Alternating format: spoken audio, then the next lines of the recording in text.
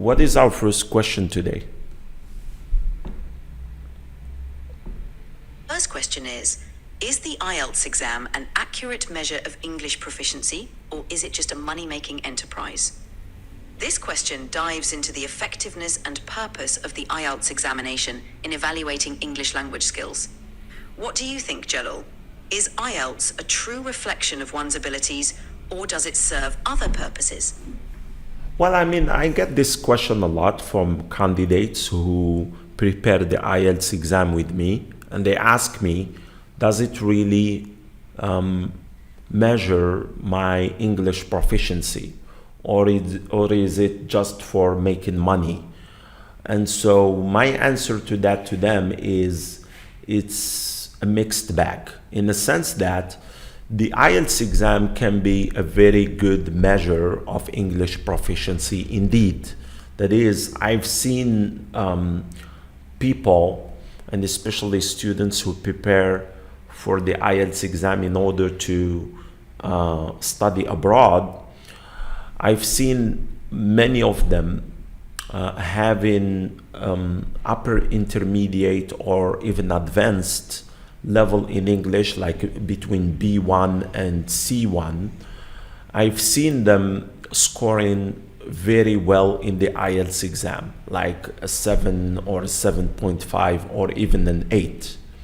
And so it is a good reflection of their level in reading, writing, listening, and speaking. But at the same time, I've seen many who have intermediate or upper intermediate level in English, like between B1 or B2, or even sometimes even C1, and they take the IELTS exam and they have bad scores or low scores, like a 4.5 or a 5, which is not really a reflection of their English language proficiency. It is then, in that case, a reflection of their test-taking strategies, which are not good. And so the IELTS exam is more about test-taking strategies. They're testing true language skills. This is why people always need to prepare for the IELTS exam before they take the IELTS exam, before they sit for the IELTS exam. I've seen many people who are very good communicators, who are very good conversationalists, but they score very low in the speaking. Why? Simply because the IELTS exam is, as a standardized test, a very stressful exam. And so that day in which you are going to pass the or take the speaking exam, for example, you have to be very relaxed. If you are stressed, you can score badly. And so it's the same for the other skills or for the other modules, because in the writing, for example, for the academic writing, it is more about time management rather than about English language skills. The same for the reading, the same for the listening. You can only listen once. And so that opens the door for people to criticize the IELTS exam for being, of course, very stressful. And that's not fair. That's true, because it is, again, a standardized test. And so the other problem there, if you have a low score, you have to, depending on the requirements from whatever program you are applying for, if you have a low score, you have to retake the exam. And so because the IELTS exam is expensive, some people accuse the IELTS exam to be too difficult in terms of test-taking strategies and in terms of the format, for purposes other than evaluating true language skills, but for another purpose, which is to retake the exam again and to pay again, bearing in mind that it is very expensive. What's your take on this?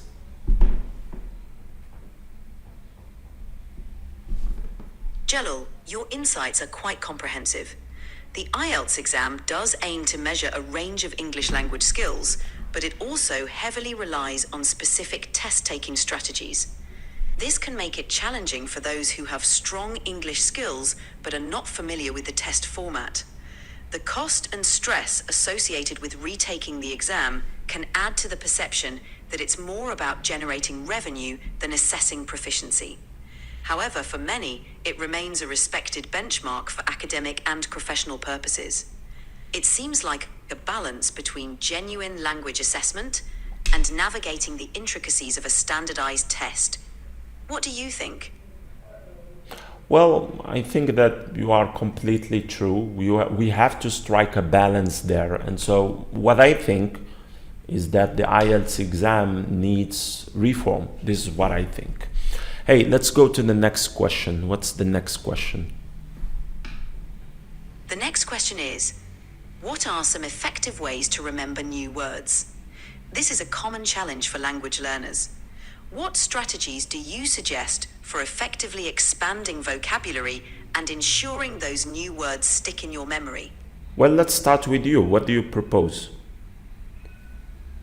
I propose a few methods. First, for spaced repetition, you review new words at gradually increasing intervals, helping to move them from short-term to long-term memory. Can you explain to people what is meant by spaced repetition? I think that this is a very important concept.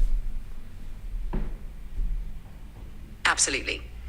Spaced repetition is a learning technique where you review new information at increasing intervals over time. The idea is to revisit the material just before you're about to forget it, which strengthens your memory and helps transfer it into your long-term memory. This method is highly effective for vocabulary acquisition, as it leverages the brain's natural forgetting curve to optimize learning and retention. Yeah, there are apps for that. And I think that people can, or even in the App Store or in the Google Play Store, you just put spaced repetition and you can find many apps that can help you with that. I use spaced repetition a lot because I like it. It is a way for me to remember the word. But for me personally, to remember words, I read novels. So I like reading novels, and so when I discover a word, a new word that I don't know, I try to find the definition and then use it in the context and know about the word in the context. That helps me remember the word and associate it with a certain use. Because, learning new words in isolation, it's very challenging to remember what they are used for and when to use them. And so it's very challenging, of course, to remember them or to memorize them. So one way in which I can help my brain remember and my memory retain the word is to know about the word in a certain context. And so I connect the word to a story, for example, or to a certain situation or to a certain context. That helps me a lot. Do you think that this is an effective way, ChatGPT? Yes, Jalal. Using words in context, especially through reading novels, is a highly effective strategy. It helps you understand how words are used naturally, making them easier to remember. This approach also exposes you to different contexts and collocations, enhancing your ability to use new vocabulary accurately. Combining this with spaced repetition apps can create a robust vocabulary learning system. Do you have any favorite novels you turn to for this kind of learning? I mean, all kinds of novels I mean, useful for this. All kinds. I mean, all kinds, really, because novels give you they are, for me, a gateway into the language, into the culture of the language, but also, of course, a gateway into the different uses of the vocabulary. And so, yeah, I mean, read stories. They are very helpful. And so the more stories you read, the more new words you will encounter, but at the same time, the more you will have an opportunity to practice your language, and you will have what we talked about before, spaced repetition, in the sense that you will encounter previously encountered words. So yeah, definitely go for novels, go for stories. What's the next question? The next question is, what role did gestures and body language play in English communication? This is an interesting aspect of language learning that goes beyond vocabulary and grammar. How important do you think non-verbal cues are when communicating in English? I mean, it's obvious that gestures and body language, they complement communication. Now, the problem with that is that, are they universal? Some of them are, like, for example, nodding, like shaking your head for no. Some of them are universal, but many gestures are culture specific. So they can cause misunderstanding sometimes, but I definitely think that body language is important in communication. You as an AI, you cannot really understand this, do you? Because you are AI, you are artificial intelligence, so you have no body language, no gestures. No offense, ChatGPT. No offense taken, Jalal. You're right. I don't experience or interpret body language and gestures the way humans do. For humans, though, these non-verbal cues are integral to communication, often conveying emotions and intentions that words alone cannot.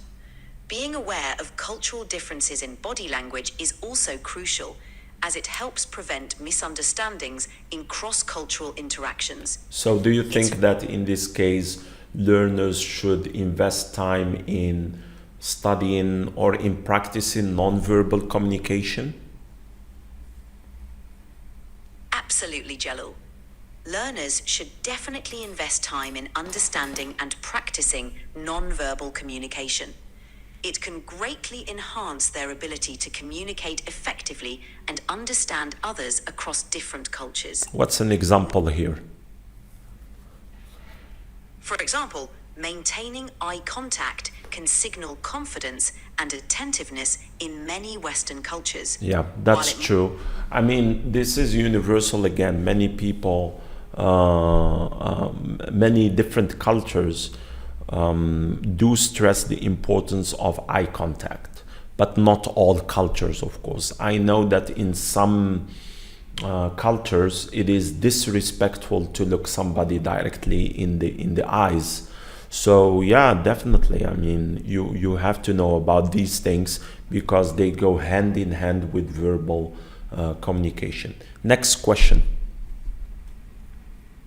The next question is, does watching movies without subtitles improve your listening skills faster? Yeah, I mean, this particular question for me, by now, I think that watching movies without subtitles would improve your listening skills faster, depending on where you are in terms of English language level. So, for example, if you are a beginner, I think that you should watch movies with subtitles, English subtitles. Now, I generally do advise against watching movies or subtitles with translated subtitles, like for example the speaking is in English and you read them in Arabic, because the problem with that is that you would think in Arabic. You would not force yourself to think in English. You would always, you are training in a way your mind to think in Arabic rather than think in English. We'll come back to this very important question later on in our next episodes. But definitely, then perhaps when you are lower intermediate, you can still watch movies with subtitles. But then if you want to challenge yourself, if you want to improve your listening skills, I think that you should do without the subtitles, because then you would force yourself to listen carefully, to listen attentively, and that would definitely improve your listening skills. For me, I've never in the past used subtitles to improve my listening skills. I always try to force myself definitely to listen and try to understand what's being said. So yeah, I mean, what do you think about this? Is this a nuanced question? It is nuanced, Jelal. Your approach aligns with the idea that immersing yourself fully in the language by watching movies without subtitles can significantly boost listening skills, especially as learners progress to higher levels. This method can train your ear to pick up on natural speech patterns, accents, and colloquial expressions. Yeah, that's true. Because if you are listening to an accent which is too difficult, for example, some regions in England, they have very strong accents. So if you are watching a movie or you are watching a series without subtitles there, it can be very frustrating and it can be also demotivating. So there I would advise you to definitely put the subtitles on, just to help you at the beginning, and then of course as you progress and try to and train your ear to make the difference between certain sounds, then you can go for without the subtitles. Hey, let's go to the next question. Sure. The next question is, what's the weirdest word in the English language, and what's its origin? What's the English- weirdest word in the English language?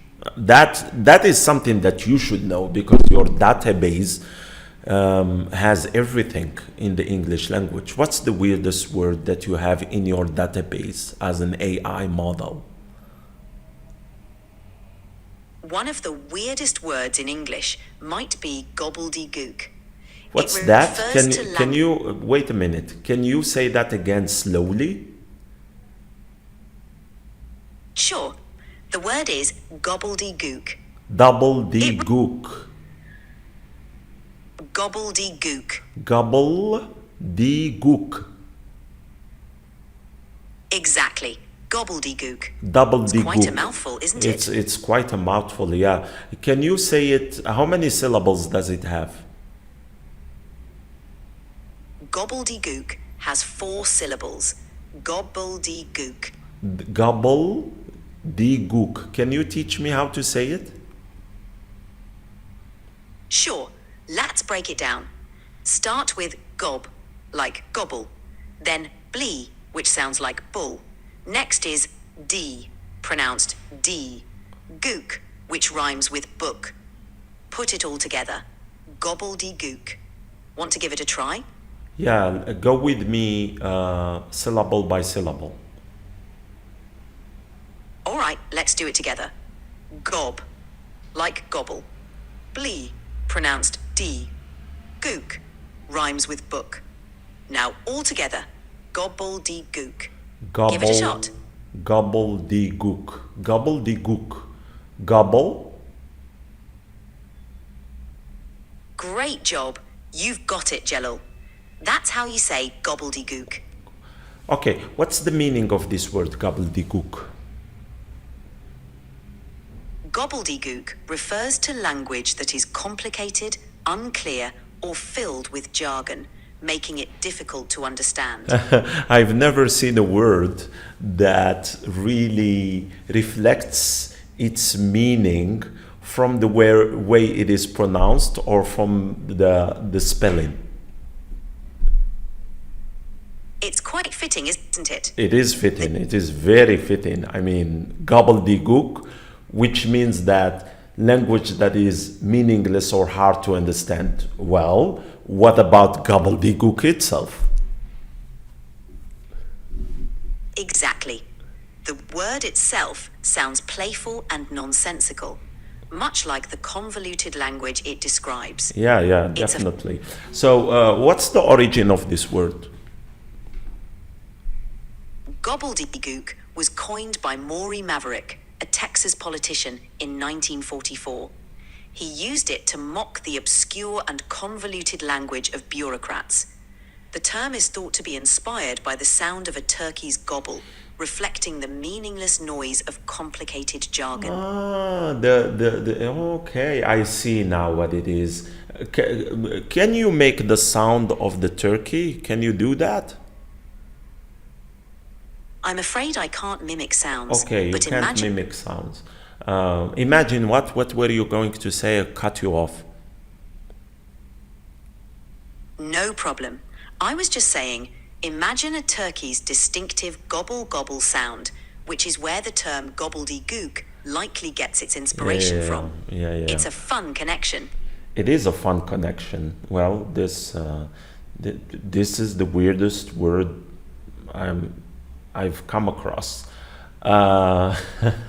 This is quirky, right? It is very quirky and unusual word. Is it used now, generally? Is it used now? Yes, gobbledygook is still used today, especially to describe overly complex or nonsensical language, often in bureaucratic or technical contexts. I see. Okay. Thank you. Let's finish with the last question. I think it is about creating a new word in English, is it? Yes, the last question is, let's create a new English word. What word would you invent and what would it mean?